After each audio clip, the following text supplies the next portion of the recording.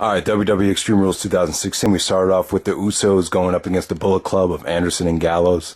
With this match right here, the Usos got a lot of heat. They got a lot of boos from the crowd, obviously because of the association with Roman Reigns probably factored into it. But, honestly, I felt like the first couple matches of this pay-per-view, it felt like watching Raw. I think, we've seen the Usos and the Bullet Club wrestle a lot, in tag matches on Raw over the last couple weeks. So, I don't know. I wasn't really that into the opener or even the first couple matches on the show. That's probably why. But give these two teams credit, though. I thought there was some great offense from the Usos. The Bullet Club hit some nice double team moves. It wasn't a bad opener. It was just, I don't know, it was just kind of tough to get excited about, but it was still a good match. Next up, you had Rusev going up against Kalisto for the United States Championship. So Rusev was dominant here. He won the U.S. title. Kalisto took a nasty bump, and Rusev, stretched him out. It was a nasty-looking submission. And, Rusev, first time he's been U.S. champion since WrestleMania 31 right there. So next up, we had the New Day going up against the Vaudevillains. I thought this was booked well. Crowd was really into it. It had a nice, short, and sweet ending. Really good victory for the New Day to retain the Tag Team Championship. So next up, this is when the pay-per-view really got off in the gear. I would say this is probably one of the top three, maybe even top two Fatal 4-Ways of all time. So I thought the Backlash 2007 Fatal 4-Way with Cena, HBK, Orton, and Edge. I thought that was match of the year for 2007. So that's really saying a lot for me to say this is the greatest Fatal 4-Way of all time, but it's definitely up there. I'll probably definitely put it in the top three, maybe even top two. So here we go. We had The Miz defending the IC title against Owens, Sami Zayn, and Cesaro. And this was a phenomenal match. I thought, Cesaro, Owens, and Zayn, all these guys are ready for the main event right now. I mean, the crowd loved this match. They this is probably the WWE match of the year so far. From out of everything I've seen on pay-per-view since the Royal Rumble, I would have to say this is by far the match of the year. Definitely better than anything I saw at WrestleMania, and even better than the two great matches from Payback. But yeah, Cesaro hit the triple superplex. There was actually a Cesaro hitting a German while The Miz had Sami Zayn in an exploder spot, or an exploder position, and then Cesaro just German suplexed the exploder. I thought that was really innovative. So the innovation here was crazy. Sami Zayn and Owens, they brought their regular hatred to the match, which only added to it. Cesaro hit some awesome, springboard power, pop-up uppercuts. There were so many times in the match where you thought The Miz was going to get the cheap win, and then you saw a kick out. So it had great drama. Just everything flowed really nicely here. I thought all these guys just brought their A game. This is definitely, match of the night, match of the year. This must be seen. This is definitely a 4 1/4, 4.5 star match, and arguably one of the best, if not the very best, Fatal 4-Way of all time. And The Miz retaining, I know some people might think that's disappointing, but hopefully this opens the door up for Owens, Zayn, and even Cesaro to challenge Roman Reigns or Brock Lesnar down the road. So we'll see what happens. But the Intercontinental Championship picture, I think it's great right now. This is the strongest it's been in I don't know how many years. So next up we had Jericho and Ambrose in the Steel Asylum match. They had a tough time. It was tough to follow that match. I ended up really enjoying this.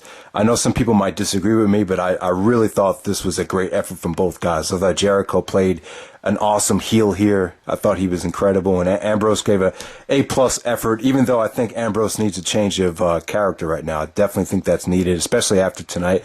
You just had a rotten crowd here. I just thought they came off very spoiled, very disrespectful. There was "We Want Rollins" chants. I think even some guy was chanting, "This is boring."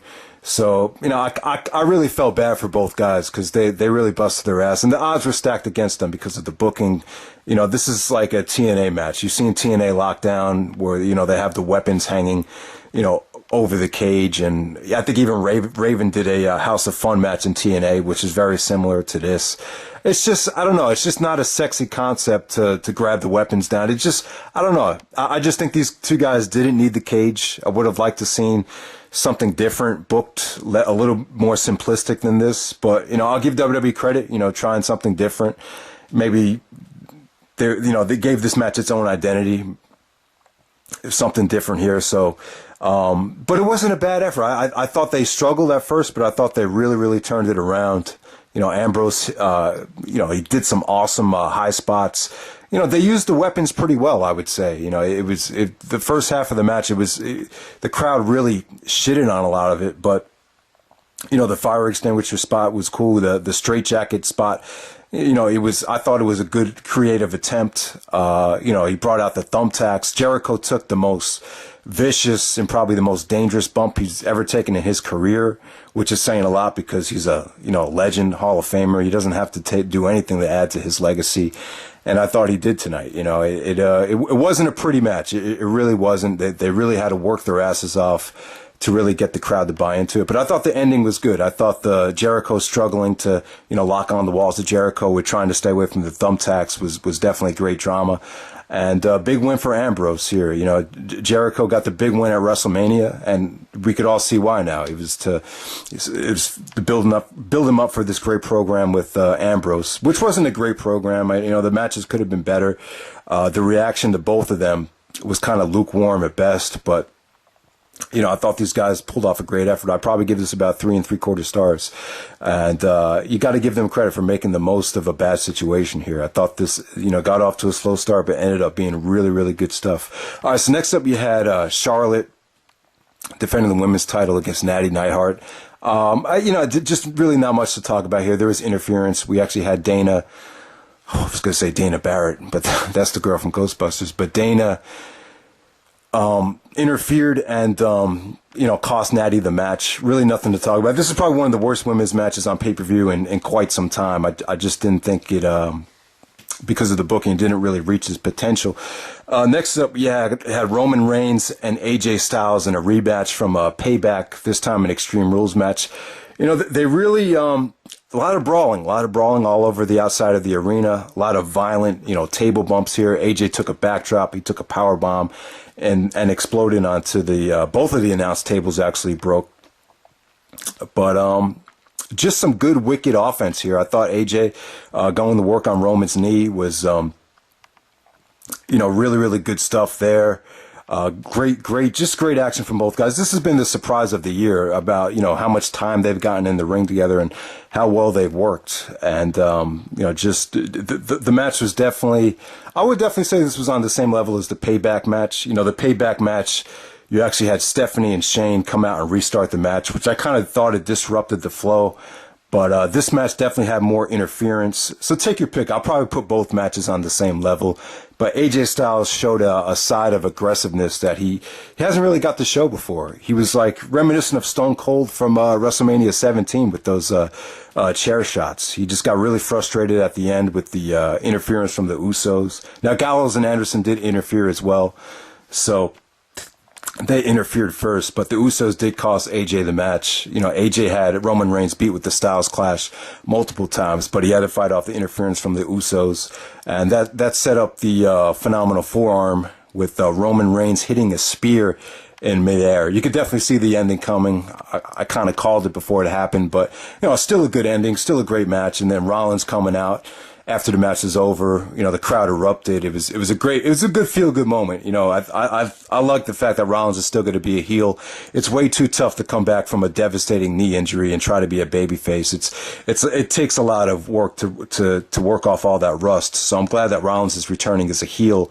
I think Rollins and Reigns should be safe for SummerSlam. I think Money in the Bank is a little bit too soon, but I'm really rooting for Rollins to get back from this ACL tear, and we just hope he doesn't end up being like a Derrick Rose or a Penny Hardaway, anyone that had a devastating knee injury and was never quite the same again.